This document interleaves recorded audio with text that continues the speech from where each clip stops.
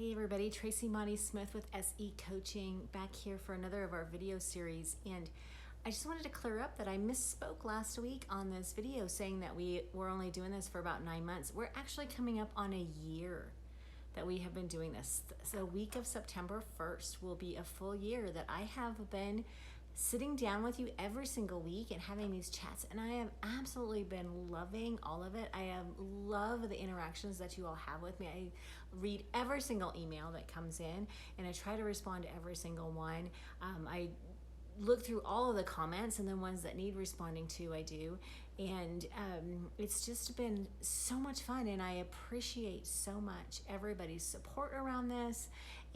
But I also want to encourage you to let you know that I'm always looking for what you want to hear about, what you want me to talk about, because this is for you guys. This is for all of us together to grow as we're going through our lives and our struggles. And so if there's a particular subject or topic or something that's been coming up for you that you've really been struggling with, let me know, because I would love to have a conversation around whatever it is that you feel you need in your life. But today I really wanted to talk about compassion. And the Dalai Lama said that compassion is the wish to ease others' suffering, to ease suffering in others. And I think that that is a beautiful and very simple way to put it. And I'm a big, big fan of compassion. I truly believe that compassion, along with love, is what makes the world go around. It's our reason for being. It's our reason for being here. Is to have that compassion and the love for the other people and the other human beings that walk the face of the earth. But I also want to consider what it would feel like to insert into the Dalai Lama's definition of compassion and your wish to ease the suffering of others, to include the wish to ease the suffering of yourself. I feel like self-compassion sometimes is really overlooked in the importance that it has in playing in our lives and in playing in our own compassion for other people. Now, some people might say that, self-compassion is selfish, and to truly ease the suffering of others, we should be concentrating on them and not on ourselves. Okay, that's fine. You can think that.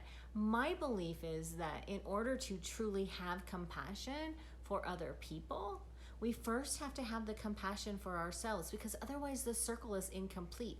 We cannot complete the circle if we don't have compassion for ourselves. Let's face it, we're all human, right? And as humans, we have choices to make. And sometimes those choices don't quite go as we plan. Sometimes we make poor choices. Sometimes we make mistakes. It happens. That's part of being human, right?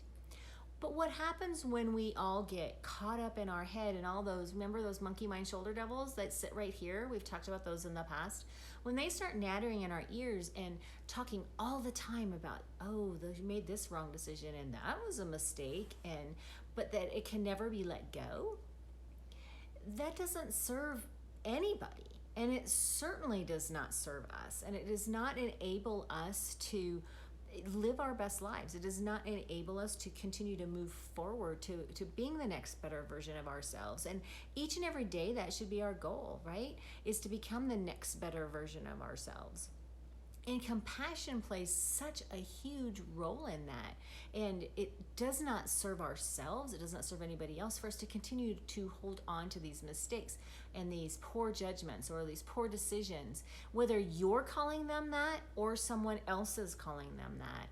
It's time for us to clean our own house. And we have to clean our own house before we have the bandwidth, before we have the capability, before we're able to make the commitment in order to do the same thing for other people. So it's really important for us to do that, to show ourselves the self-compassion, to show ourselves the forgiveness, and realize that the decisions have been made. Poor or not, wrong or not, mistake or not, the decisions have been made. Show the compassion to yourself that you would show to your best friend. Show the compassion you would show to your dog, or even your enemy. we have compassion for people, and sometimes we lose sight of our compassion for ourselves. So I'm really going to invite you to think this through and sit down with yourself and say, where in my life am I not showing self-compassion? And once you realize that your inability to show yourself the compassion is rendering you so unable to provide the same compassion that you want to provide to other people in your lives, to your kids, to your parents, to your spouses, to your friends, to your dog. It's really important. So take a moment to sit with that. I'd love to get any feedback that you guys have about this or any blocks that you're coming up around it. You can leave me messages. You can leave me comments under the video. You can leave me comments in Facebook. You can private message me in Facebook. You can email me at Tracy, TRACY, at secoaching.net. I'm here for y'all. And I think that it would be a wonderful conversation to start up around where we fall in our own self-compassion, and how when we provide ourselves with that self-compassion, we are so much more able to provide the compassion that the other people in our lives need and want, and that we want and need to provide for them. Something to think about. Let me know what you think. Until we talk next week, have a fantastic and beautiful day. Bye-bye.